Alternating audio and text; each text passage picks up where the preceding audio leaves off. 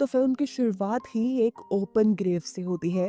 एक बहुत बड़ा सा गड्ढा जिसमें लाशें ही लाशें हैं। इसी गड्ढे के अंदर एक आदमी को होश आया है और उसकी भी हालत बहुत खराब है। उसे पिछला कुछ याद नहीं कि वो यहाँ कैसे पहुंचा। ये गड्ढा इतना बड़ा था कि यहाँ से निकलना मुश्किल था। अंधेरी रात में उसने ऊपर से देखा कि कोई उस पे नजर रख रहा था, लेकिन उसकी मदद करने के बजाय वो वहाँ से चला गया। उसे यहाँ अपने करीब एक गन भी मिलती है और अपने हाथ पे किसी के काटने का निशान भी नजर आता है। अभी इससे पहले कि वो कुछ और सोच पाता या याद कर पाता, ऊपर से कोई रस्सी गिराता है। ये शायद वही इंसान है जो उसे पहले देख रहा था। इस रस्सी के जरिए ये लड़का यहाँ से बाहर निकल आता है, लेकिन अब वो इंसान जो उसकी मदद करने के लिए यहाँ आया था वो यहाँ नहीं था। चलते हुए यहाँ उसे जगह जगह लाशें ही दिखाई दी और फिर एक घर नजर आया, जिसके अंदर जाने पर उसने देखा वहाँ बहुत सारे लोग थे, जिनमें से एक आदमी ने उसके ऊपर गन तान दी और उसने भी अपने डिफेंस में उसके ऊपर गन तान दी। अब लूकस नाम का वो लड़का जो पहले से ही इस घर में मौजूद है, उसे लग रहा है कि यहाँ पर मौजूद सारे मर्डर इस आदमी ने किए हैं, जिसका नाम हमें नहीं पता। जबकि इस आदमी को लग रहा है कि यहाँ पर होने वाले सारे मर्डर्स के पीछे इस घर में रहने वाले लोग हैं। अब लूकस उससे सवाल करता है, तुम हो कौन? तो वो आदमी उससे कहता है, मुझे याद नहीं मैं कौन हूँ।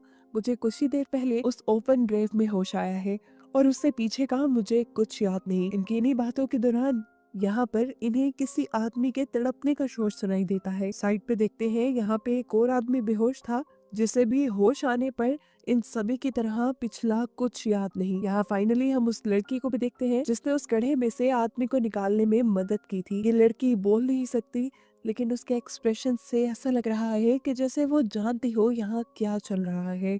इस घर में इस वक्त जितने भी इंसान हैं, कोई भी ये बात नहीं जानता कि वो कौन है, यहाँ कैसे आए और इनका आपस में क्या ताल्लुक है। इस जगह पर कम्युनिकेशन की कोई चीज भी मौजूद नहीं थी।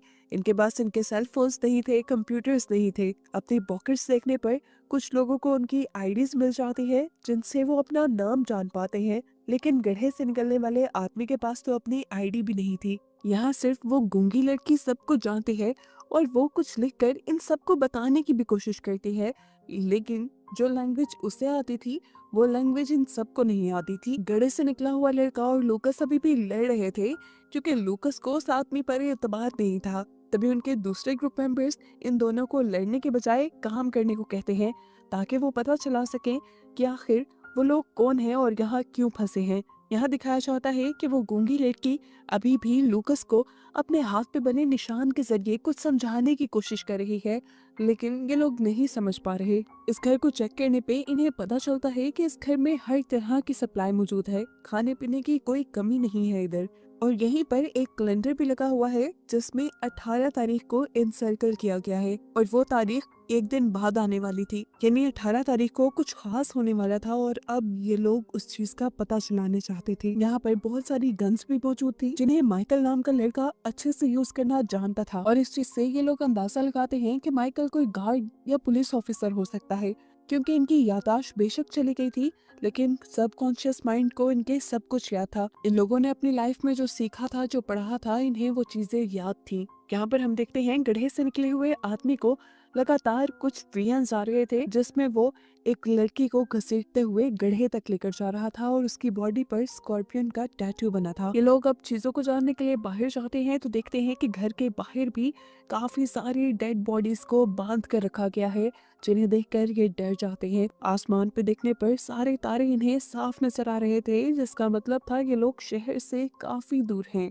ये लोग चलते हुए अब एक कैबिन तक पहुंचते हैं, जहां गूंगी लड़की एक औरत को खाना खिला रही होती है। इन सबको देखते ही वो इन सब पे चिल्लाने लग जाते हैं कि तुम लोगों ने मेरा गलत इस्तेमाल किया। उसकी खराब हालत को देखते हुए जॉन उसके सर पे हथियार मारकर उसे बेहोश कर देता है और ये लोग देखते हैं कि इस कैबिन के अंदर एक कैमरा लगा हुआ था, जिसका साफ मतलब है कि यहाँ पर जो कुछ भी हो रहा है उस पर कोई नजर रख रहा है, कोई मॉनिटर कर रहा है इन सारी चीजों को। इसलिए अब ये लोग फैसला करते हैं कि ये लोग कंट्रोल सेंटर ढूंढेंगे, जहाँ से सीसीटीवी को देखा जा रहा है, और वहाँ जाकर ये लोग हर चीज का पता चलाएंगे। खैर अभी के लिए ये लोग घर आ जाते हैं और आराम करते हैं। सुबह होते ही इन्होंने दोबारा जंगल में जाकर छानबीन करने का फैसला किया और एक लड़के को गूंगी लड़की के साथ घर रहने की ड्यूटी दी, लेकिन उस लड़के ने भी जिद की कि मुझे भी जंगल में जाना है। वो लड़का बहुत अच्छा निशानेबाज था, और उसका मानना था कि वो जंगल में इनकी मदद कर सकता है, लेकिन ये लोग उसकी बात नहीं मानते और उसे घर पर छोड़ जाते हैं। कुछ ही देर में उसे घर के करीब से ऐसी आवाज सुनाई देती है जैसे कोई आदमी मदद के लिए पुकार रहा हो। वो लड़की को घर के अंदर बंद करके जैसे ही उस आदमी की मदद के लिए जाता है तो देखता है कि एक आदमी बुरी तरह फेंस में फंसा हुआ था। ये लड़का उसे बचाना चाहता था, लेकिन उल्टा उस आदमी ने ही पकड़कर इस फेंस को इस लड़के के गले में बांधते हुए उसे जख्मी कर दिया। यहाँ दूसरी तरफ पूरा ग्रुप जो जंगल में निकला था, उन्हें जंगल में दो गाड़ियां मिल गई जिनकी चाबियां पहले से ही इन्हें घर पे मिल गई थी। इन गाड़ियों को लेकर ये लोग यहाँ से भाग सकते थे, लेकिन एक इलेक्ट्रिक कार थी जिसकी बैटरी कम थी और दूसरी कार में फ्यूल बहुत कम था। इस कार में इन्हें एक पिक्चर मिलती है जिसमें ये सभी लोग थे सिवाय उस लड़के के जो गड्ढे से आया था। ये देखकर इन्हें शोर हो गया कि वो लड़का इनके ग्रुप का नहीं है, लेकिन तभी उस लड़के ने कहा कि हो सकता है मैं ही ये पिक्चर ले रहा हूँ। इनकी यही डिस्कस करते हुए वो गूंगी लड़की इनके पास आती है और इन्हें हाथ पकड़कर वहां लेकर जाती है जहाँ पर उनके दूसरे साथी को फेंस से एक आदमी ने जख्मी कर दिया था। ये लोग जब तक पहुंचे तो वो आखिरी सांस से गिन रहा था। इनके आते ही वो लड़का मर गया और पीछे वाला आदमी दोबारा से चिल्लाने लगा और उसको चिल्लाते देखकर गड्ढे से निकले हुए आदमी ने उसको शूट करके मार दिया। अब सभी सदमे में थे क्योंकि इनका एक साथी मर गया था और अगर जल्द ही इन्होंने यहाँ से निकलने का इंतजाम नहीं किया तो इनको लग रहा है कि ये लोग भी मर जाएंगे। अब गड्ढे से निकला हुआ आदमी शैरन को लेकर एक गाड़ी को धक्का स्टार्ट करते हुए यहाँ पर छानबीन करने के लिए निकल जाता है और करीब ही इन्हें एक और बिल्डिंग मिल जाती है जिसके अंदर जब ये लोग जाते हैं तो वहाँ इन्हें एक बच्चा मिलता है जो गड्ढे से निकले हुए आदमी को जोना कहकर पुकार रहा था। वो उसे कहता है, जोना यहाँ से चले जाओ, कल तक वो लोग आ जाएंगे और सबको मार देंगे। वो लोग कंफ्यूज हो गए थे कि ये बच्चा किस बारे में बात कर रहा है। इन्हें सच में कुछ याद नहीं था। घर पर लूकस और बाकी लोग थे। लूकस की हालत हम देख रहे हैं कि खराब होती जा रही है। इसी खराब हालत के चलते वो गूंगी लड़की को भी पकड़ लेता है, लेकिन बाकी लोग उसे बचा लेते हैं। उधर शैरन और जोना दोनों मिलकर उस बच्चे के पास पहुंचने की कोशिश करते हैं, लेकिन दरवाजा इन्हें बंद मिलता है। जुनून में आकर जोना जब दरवाजा तोड़ने की कोशिश करता है तो शैरन के सर में दर्द हो जाता है और यहाँ पर दोनों को ही अजीब सी फीलिंग होती है। इन्हें एक दूसरे से अट्रैक्शन फील हो रही थी और ऐसा लग रहा था कि जैसे इन दोनों का आपस में कोई ताल्लुक हो। दूसरी तरफ घर पर नेथन उस गूंगी लड़की से इशारों में उस औरत के बारे में पूछता है जिसे वो खाना खिला रही थी। गूंगी लड़की उसकी बात समझ आती है और नेथन को शेड में लेकर जाती है जहाँ वो औरत थी, लेकिन अब वो औरत वहाँ से भाग चुकी थी। अब गूंगी लड़की को यहीं छोड़कर नेथन आगे बढ़ता है यहाँ कुछ और रिसर्च करने के लिए और आगे उसे काफी सारे और शेड्स मिलते हैं। साथ ही उसे नीचे पड़ा हुआ एक चश्मा भी मिलता है जिसे वो उठाकर पहन लेता है। इसे पहनते ही उसे सब कुछ क्लियर दिखने लगा था, मतलब ये चश्मा उसी का था और इसके साथ उसे थोड़ी थोड़ी यादें भी आ रही थी पुरानी। अब वो गूंगी लड़की अकेली ही वापस घर आ जाती है और देखती है कि लूकस की तबीयत बहुत ज्यादा खराब है। लूकस ने पहले भी एक दो मरतबा उसके ऊपर हमला किया था। अब उसकी खराब हालत को देखकर उसने अपने आप को एटिक में बंद कर लिया, ये सोचते हुए कि जब तक बाकी लोग घर नहीं आते वो अपने आप की हिफाजत करने के लिए अपने आप को एटिक में ही बंद रखेगी। खैर लूकस अब इस घर की छानबीन करने लग जाता है और नीचे बेसमेंट में उसे एक खुफिया दरवाजा मिलता है जिसे वो तोड़ देता है और अंदर जाने पे क्या देखता है कि जिस कंट्रोल सेंटर को ये लोग ढूंढना चाह रहे थे वो कंट्रोल सेंटर यही था। वो सारे कैमरास जो छोटे छोटे हट्स में लगे हुए थे उन्हें यहीं से मॉनिटर किया जा रहा था और अब कैमरास में देखने पर उसे पता चला कि उसके अंदर बंद सभी विक्टिम्स भाग चुके हैं। यहाँ पे एक छोटी सी साइंस लैब भी बनी हुई थी और इंसानी ब्रेन्स भी रखे हुए थे, जैसे कोई इलीगल एक्सपेरिमेंट यहाँ पे चलते रहे हो।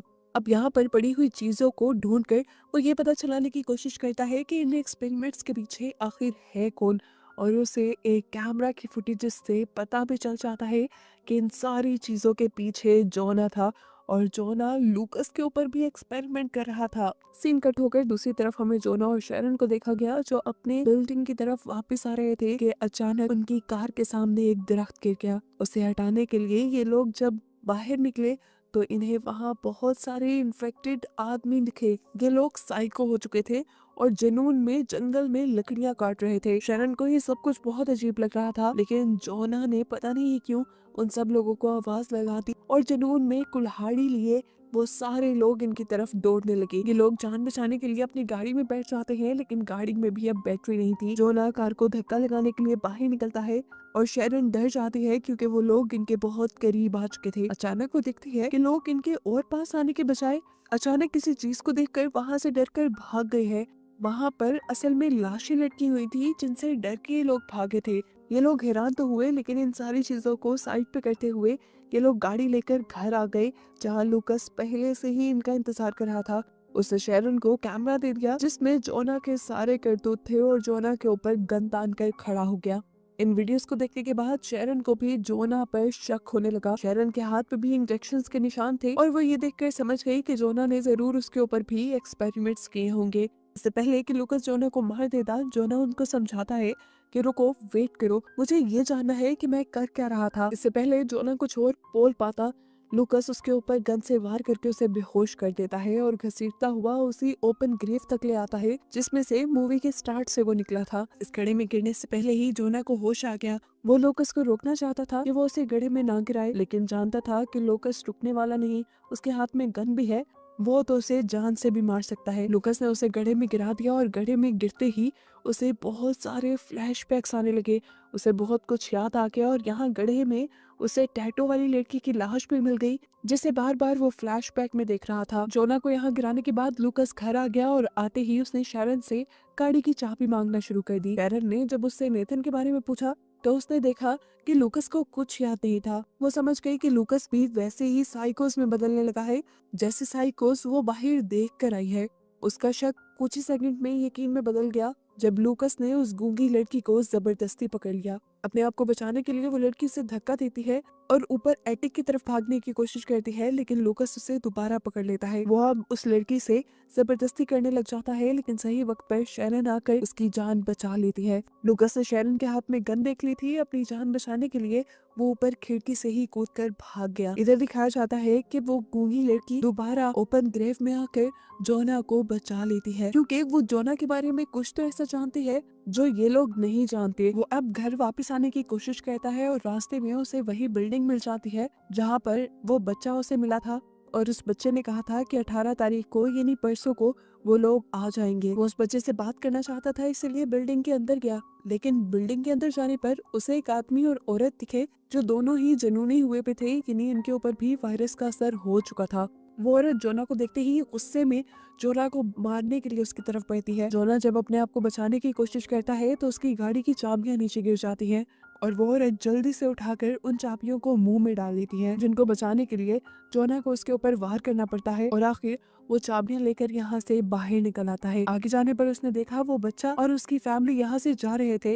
वो रुककर उनसे बात करना चाहता था, लेकिन ये फैमिली उससे बात करने के लिए नहीं रुके और गाड़ी लेकर यहाँ से निकल गए। वहाँ जमीन पे अब जोना को कुछ वैक्सीन पड़ी हुई नजर आई, जिनको उसने उठा लिया और इन वैक्सीन को देखते ही उसे बहुत कुछ याद आ गया। ये वैक्सीन असल में उसी ने बनाई थी। वो एक्सपेरिमेंट्स तो कर रहा था, लेकिन लोगों को बीमार करने के लिए नहीं, बल्कि वो तो लोगों को बचाने के लिए एक्सपेरिमेंट कर रहा था।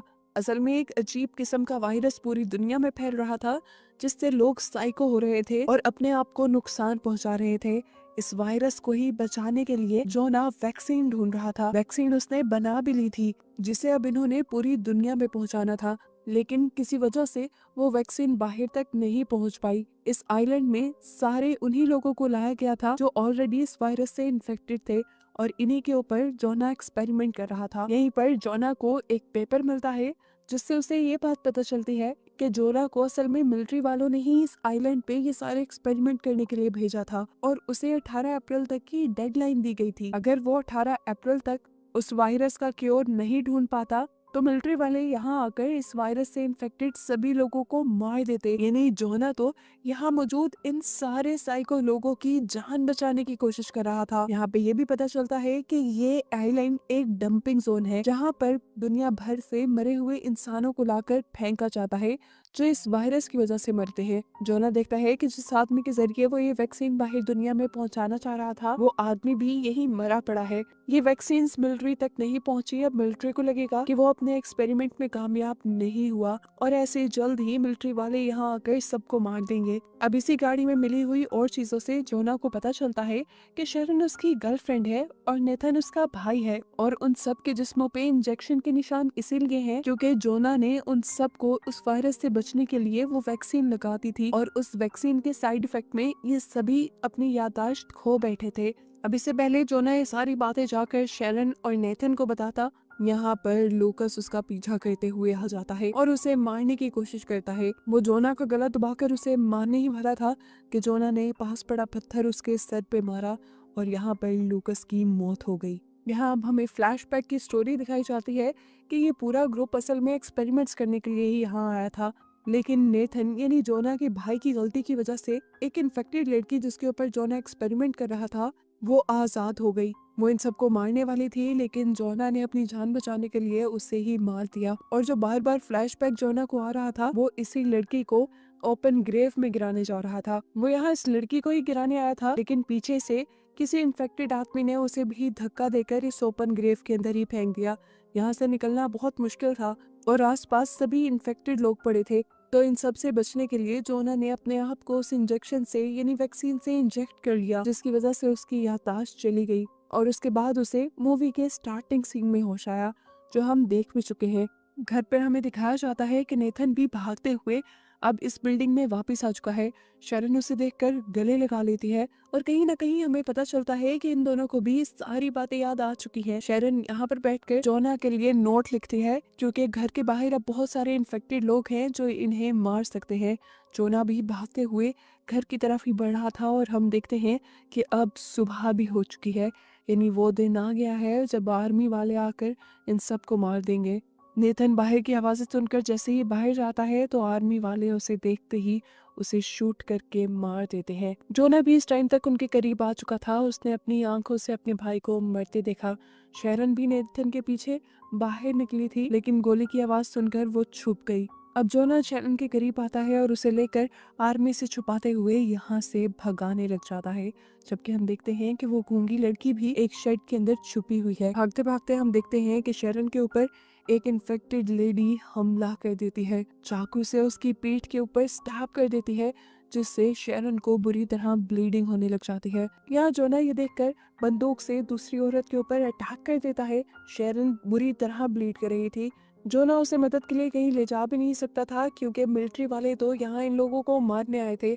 जोना को सबसे सेफ जगह अब वो ओपन ग्रेव लगी, जिसमें मिलिट्री वालों का ध्यान जाएगा ही नहीं क्योंकि इसमें सिर्फ मुर्दा लोग हैं। वो शरण को लेकर यहाँ आ जाता है। वो यहाँ आकर शरण को वैक्सीन लगाता है और साथ ही बेहोशी का इंजेक्शन लगा देता है, ताकि अगर आर्मी वालों की नजर उन पर पड़े भी तो वो बेहोशी नजर आए। एक वैक्सीन और बेहोशी का इंजेक्शन उसने अपने आप को भी लगा लिया। बेहोश होने से पहले हम देखते हैं कि शैरन जोना को एक नोट देती है जिसमें उसने सारा पास्ट लिखा हुआ था। खैर दिखाया जाता है कि इन दोनों के बेहोश होते ही यहाँ पर मिलिट्री वाले कुछ लाशें लेकर आ जाते हैं और इसमें उस बच्चे की भी लाश थी जो बार बार जोना को वार्न कर रहा था। मिलिट्री वाले यहाँ सभी इन्फेक्टेड लोगों का सफाया करके यहाँ से चले जाते हैं और कुछ देर बाद हमें दिखाया जाता है कि जोना को होश आया है। यहाँ उसे शैरन के बारे में भी अब कुछ याद नहीं, लेकिन दिखाया जाता है कि शैरन मर चुकी है और जोना दोबारा से उसी कैफियत में है कि उसे कुछ याद नहीं है और उसे हर चीज दोबारा फिगर आउट करनी है कि यहाँ पे हो क्या रहा है और वो इस ओपन ग्रेव में कर क्या रहा है। वो चिट जो शैरन ने यहाँ उसे दी थी वो यहाँ घुमा चुका है, जिससे वो अपने पास्ट का पता चला सकता था। इसी नोट में शैरन ने एक और सीक्रेट भी लिखा हुआ था, जो ये था कि वो गूंगी लड़की उस वायरस से इम्यून थी जो वायरस सबको साइको बना रहा था और उसी के ब्लड से जोना ये सारी वैक्सीन्स बना रहा था। लेकिन जोना ने जब वो पेपर पढ़ा ही नहीं तो उसे पता कैसे चलेगा। अब वो मदद के लिए यहाँ पर किसी को आवाजें देता है और वो गूंगी लड़की ही इस मर्तबा भी जोना को बचाने के लिए आती है। पहले की तरह ही रस्सी देकर वो जोना को इस जगह से बाहर निकालती है। अब ये गूंगी लड़की जोना को एक ऐसी जगह लेकर आती है जहाँ पर हजारों लाशें थी और इन्हीं को दिखाते हुए ये कहानी यहाँ खत्म हो जाती है इस मिस्ट्री के साथ कि क्या जोना को सब याद आएगा कि नहीं, क्या जोना पूरी दुनिया को बचाने के लिए वो वैक्सीन बना